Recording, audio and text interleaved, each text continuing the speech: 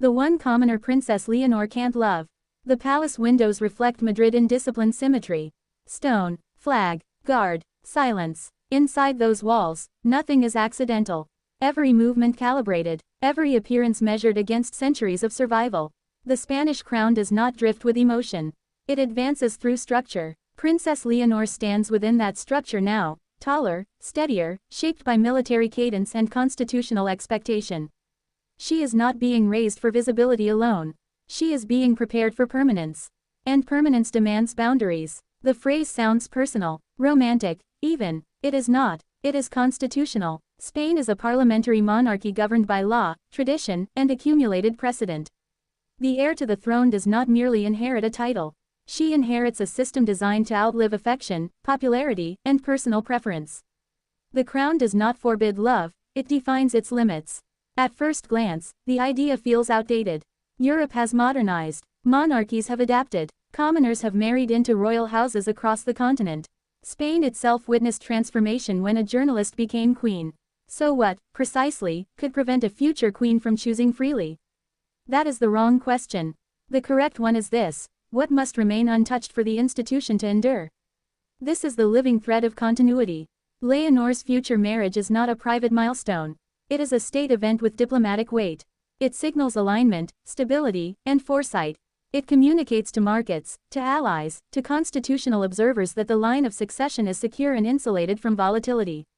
In the United Kingdom, where dynastic continuity is scrutinized with relentless familiarity, observers understand the cost of personal choice colliding with public duty. In the United States, where leadership legitimacy is tied to optics and narrative control, the symbolism of a royal union is interpreted as an indicator of national steadiness. Germany evaluates stability through institutional predictability. Canada and Australia, constitutional monarchies in their own right, recognize how personal decisions echo across systems built on inherited authority. So when whispers circulate about a commoner, unnamed, unconfirmed, undefined, the real issue is not identity. It is architecture. 2 minutes into this story, perception begins to shift. The public imagines a forbidden romance. The institution calculates risk. Because proximity to the heir is never neutral. Backgrounds are examined, networks assessed, loyalties traced, not out of suspicion alone, but out of preservation. The monarchy does not operate on impulse. It operates on insulation. National identity is woven into these rituals. Leonor's formation, military academies, constitutional ceremonies, oath to the Cortes, has one purpose: to embody Spain as continuity rather than personality. A future spouse must reinforce that embodiment, not complicate it. And here lies the tension. Modern Spain celebrates meritocracy, social mobility, individual aspiration, yet the crown remains hereditary. The contradiction is deliberate. A monarchy survives by representing unity above faction, above class, above private interest. The heir cannot appear captured by any one social current, especially not by one that could polarize or fragment perception. 5 minutes pass in quiet speculation. And immediately the stakes widen. Because choice, for a future sovereign, is never singular. It radiates outward. It affects diplomatic tone. It influences public trust. It shapes the narrative of preparedness. The crown does not forbid love, it defines its limits. Spain's history offers instruction. The monarchy fell in the 20th century not because of romance, but because confidence fractured. It returned through careful reconstruction, disciplined, restrained, constitutional. Every step since has been designed to avoid destabilizing excess. Leonor represents generational renewal, youth combined with institutional memory. Her personal associations are therefore filtered through a single lens: does this strengthen the system? The deeper mystery emerges around 8 minutes. No official restriction exists prohibiting a commoner. No decree forbids affection. No public statement draws a line. And yet the line is there. Invisible, structural, understood within palace walls. It is the line between personal authenticity and sovereign neutrality. A partner becomes part of the monarchy's visual language. Appearances, speeches, symbolic gestures, all become shared. If that partner carries controversy, ideological intensity, or external influence, the neutrality of the crown is diluted. Silence from the institution is not ignorance. It is containment. At 10 minutes, a subtler strain begins to surface. Spain navigates political plurality, regional tensions, economic recalibrations, generational shifts. The monarchy's role is to remain above that terrain. Stable, Predictable. Continuous. A marriage perceived as impulsive could be interpreted as drift. A marriage perceived as strategic could be interpreted as cold calculation. Both carry risk. This is the paradox facing a young heir raised in an era of transparency.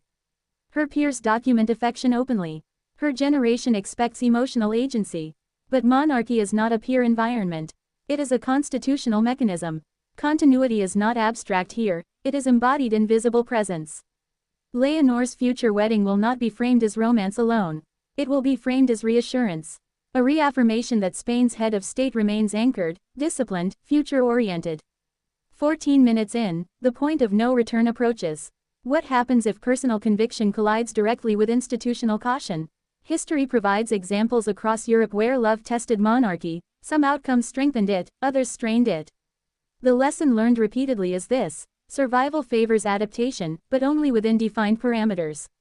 If Leonor were to insist, firmly, publicly, on a choice deemed destabilizing, the institution would face an uncomfortable recalibration.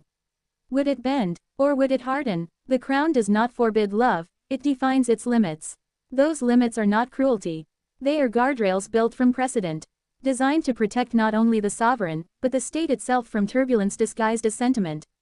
By 19 minutes, another layer of vulnerability becomes visible. Global perception. In Washington, Spain's monarchy is seen as a stabilizing counterweight within European democracy. In London, parallels are drawn instinctively, the balance between personal freedom and inherited obligation. Berlin reads steadiness as economic assurance. Ottawa and Canberra observe the durability of constitutional frameworks they share in structure, if not in sovereign. A controversial union would not trigger crisis. But it would trigger reassessment.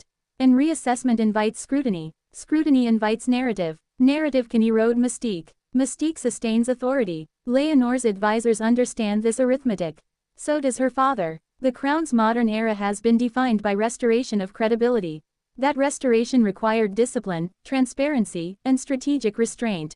A future queen cannot appear guided solely by the heart. Because the heart is private. The crown is public. This is the living thread of continuity.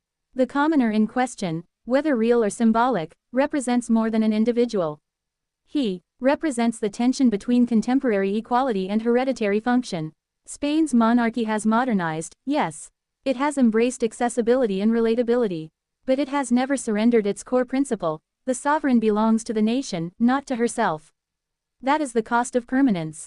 As the final minutes approach, the question remains unresolved. Could the institution adapt further?